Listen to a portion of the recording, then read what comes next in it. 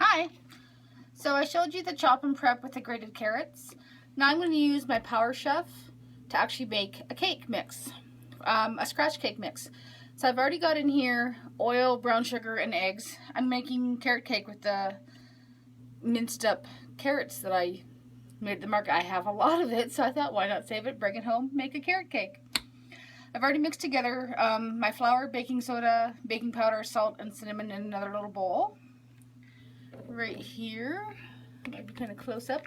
This is a very old Tupperware bowl from way back when. I don't even know how old it is. I'm not even sure if I got it from my mom, if it used to be hers, or if I found them at a garage sale. I've had them at least the last 22, 23, 24 years. So I don't know how old they are. And then, one thing to note, when you do put the engine on your Power Chef, over here is where the spout is for the handy dandy funnel that you can use. I had put it on and thought, oh, it's in the way, but then I realized it all depends where you position this. So when you put it on, make sure you position it and lock it in so that it's not in the way of when you're pulling and doing your additions of your liquids. All right, so let's mix this up. My brown sugar was a little hard, so it's going to take a couple minutes here. Oh, that's nice. I have never done a cake mix. Okay, I'm going to switch hands because I'm right-handed.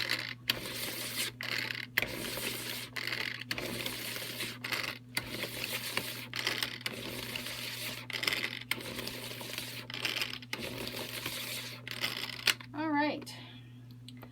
I'm actually going to take the lid off so I can add in my flowers and stuff. Stay there. Standing up. Alright. I should have grabbed a spoon. Oops.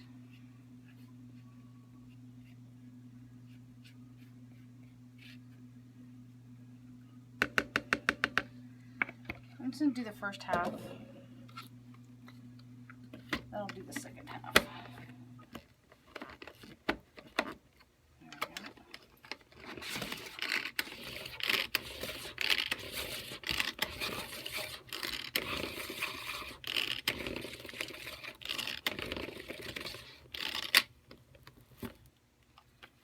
Okay.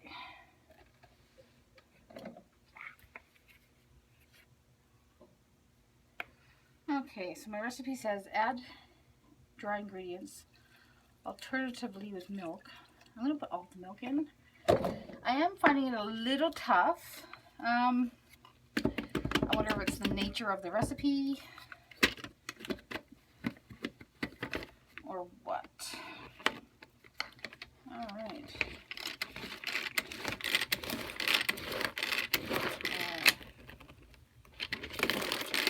This kind of milk definitely helps. As you can see, it's really moving easy.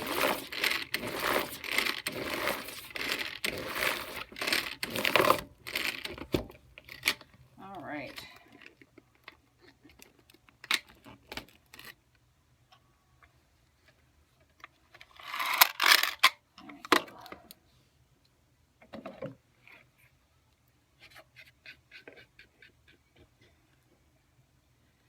I'm going to move that slightly so it's out of the way.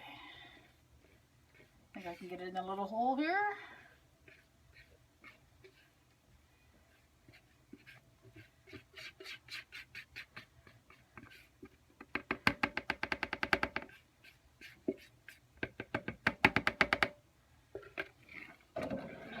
Alrighty.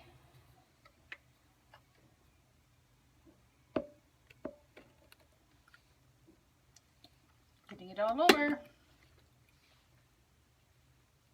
Oops, that's wet.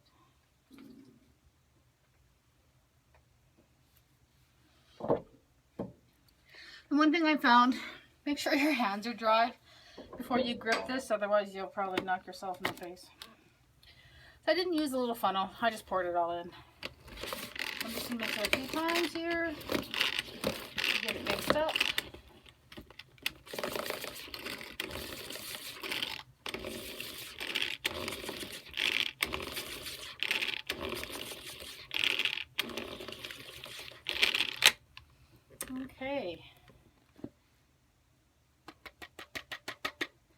It is a little thicker of a liquid, and it is a little harder to pull.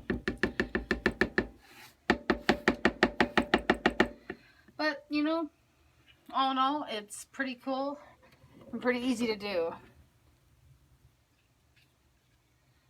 Let's give this a little bit of a scrape off. I can get it all. There was a little bit of flour up in the top, but when I tapped it, that just all fell down into the batter. So I'm going to add my carrot. 1 cup of carrots that were chopped in the chop and prep.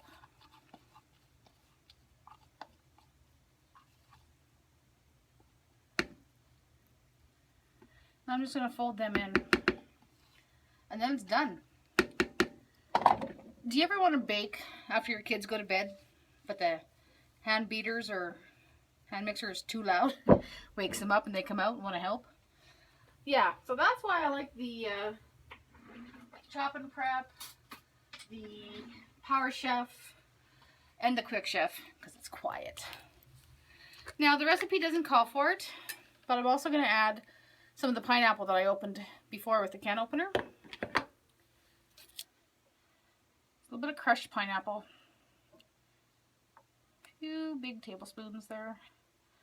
I have on my recipe here, let's add 3/4 of a cup of crushed pineapple.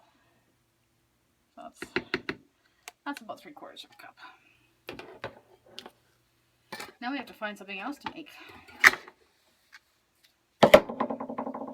Alright. Just going to give this a stir.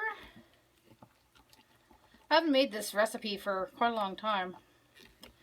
I actually have another note to add 1/2 cup of chopped walnuts, which I don't happen to have. So, no walnuts. There you go. It's all mixed up. Ready to go in the pan. Couldn't find my square pan. I'm going to use this one. About the same.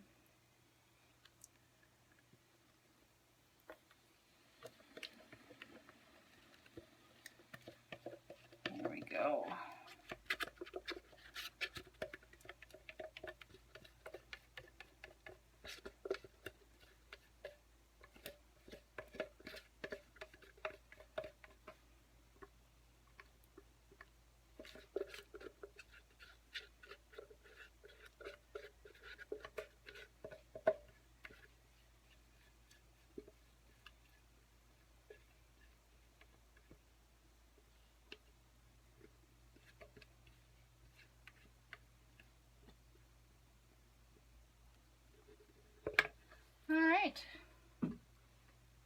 Let's pop this baby in the oven.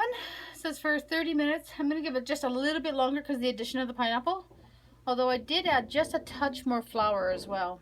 So we'll see you then.